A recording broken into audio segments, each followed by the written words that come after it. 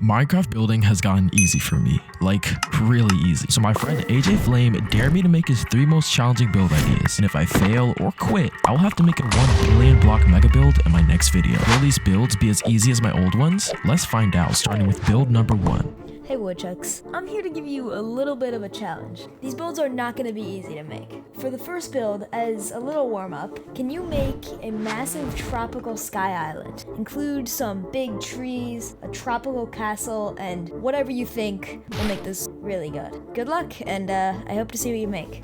That sounds pretty easy.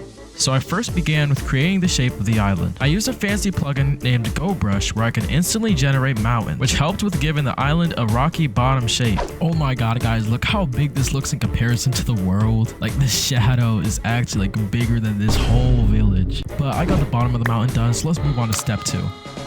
Then I had to focus on texturing the bottom, so I used a command I learned from Shovel 241 to automatically texture it called Easy Texture. Let me tell you guys, it's just like its name because it just textured the whole bottom of the mountain with absolute ease. After that, I had an image in mind for how I wanted to make the landscape, so I started shaping it with placeholder blocks. Placeholder blocks are any blocks that aren't used usually in builds, like diamond or emerald blocks, that hold the place for other blocks. So trust me guys, this build will not be a big blob of diamond and emerald once it's done. After that, I had to think of something unique that most tropical builds wouldn't have. Since I want this build to be very good and special too, I thought of making some angled crystals. These crystals are like no regular crystals though, as they have some broken debris flying in the air. These mini debris serve as fractured pieces of the sky island. After I made those shapes, I used Easy Texture once again to make a glowing magenta color for the crystals, and then I made a dusty brown color for the debris. Then I did some elevation and roads going up the rocks to add some detail and extra design. I then started choosing where I wanted the grass and terrain to go, so I did a special mask where it highlights where grass is supposed to go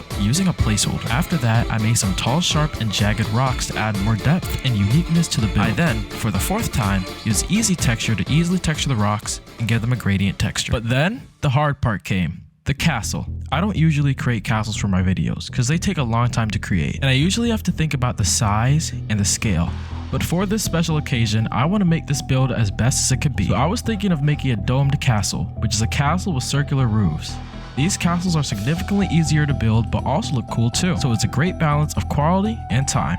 I started by shaping the dome to be an onion dome because I don't want a regular sphere to be the top roof, as that's boring and it's more medieval than tropical. After that, I added lines going up for support on the roof, and then I moved on to the sides. For the sides of the castle, I wanted to do castle turrets and domes in front of them. I made this castle completely symmetrical to add more detail into the layout of the build. After I did the castle turrets, I worked on the little domes to go in front of the castle. These domes added a lot of overall appearance to the castle, and I think they fit perfectly. When I finished that, I went straight to texture. I automatically textured them, then I manually textured the walls to give them a palish tropical color. To top it all off, I made my own custom tropical trees and placed them all around the island. These added a lot of depth and detail. Then I made some houses go in front of the build to finish it, and it looked like this when we were done. So that is build number 1 off our checklist. This is the tropical castle and some extra details over here. These crystals also add a little bit of a enchanted feel to the build, but when you turn it to night, this happens. Oh my god. Okay, that is 1 off the list. Let's see what we have to do for the second build. That tropical island looked a bit too easy for you, so how about we turn it up a notch? For the next build, can you make a purple village mega build with a purple castle and a purple dragon? Hopefully you won't quit on this one. This build, being the hardest out of the 3, is prompting me to create not only a purple medieval village with a castle and dragon, but also making me create it as a mega build, making it one of the largest builds on this channel. If this build is created correctly, it could be also used for my brand new survival server, so I absolutely can't mess this one up.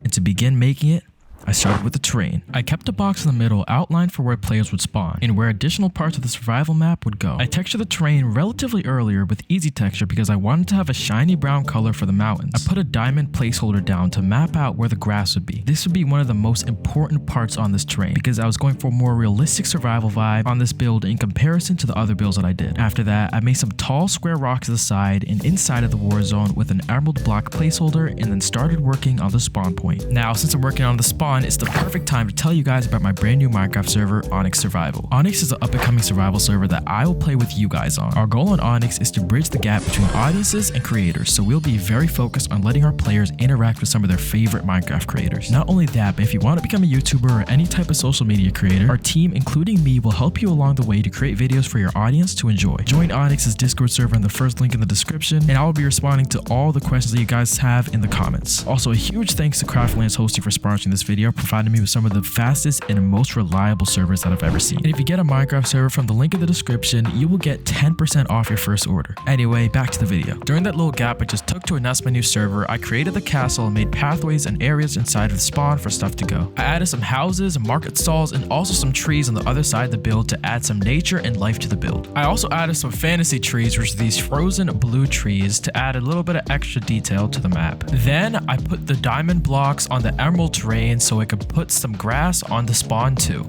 I texture the grass on the ground to be a lighter color than the grass on the mountains. Then I texture the pathways with a Voronoi brush for it to look like this. To end it off, I added some rocks and other extra nature details around the build for it to look great. And then it ended up looking like this. So how about we go and see it in game? Okay guys, and here how it looks in game. Okay, wait, this actually looks crazy. All the crates and stuff are set up. Same with the RTP right here. If you walk through this portal, it actually gives you the RTP menu so you can manually teleport anywhere. Look at the spawn too, actually. I changed up the layout a little bit and the NPCs are completely functional. And there's a little secret over here, the catalyst holder. Well, you'll figure out what those catalysts are used for if you join the server in the description. And I promise you it's definitely not for something that's overpowered. All right, so this looks pretty good and let's move on to the next build.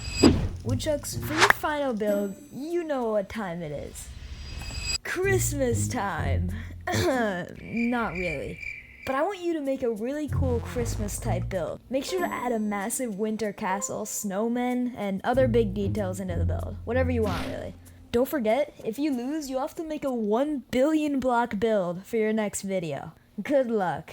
If you guys didn't know, Christmas is my favorite holiday, so I made sure that I put a lot of effort in this build and I made it 600 by 600, so it's going to become the biggest build on the channel. I made the shape of the mountains to begin and mapped out where I wanted to put the snow. This build was absolutely massive, so I really had to think about where I wanted to put the castle and the other details that AJ Flame told me to build. I used an angled brush to add snow on the mountains and made it look as realistic as possible. Then I quickly got to adding the trees and made sure to add a lot of festive trees to add to the vibe. I added spruce trees, pine trees, Christmas trees, and snowy trees to make sure to have a lot of depth on the sides. I then mapped out where I wanted to put the pathway so I could make the castle and village look as smooth as possible. I connected extra pathways so I could make some extra houses and Christmas details around the map. I then used a purple block placeholder so I could make ice ponds around the build. I made sure to add a lot of ice ponds so I had no dead space in the build and every space had some detail. I then got to adding the houses and castles around the map to make sure that everything fit in the theme.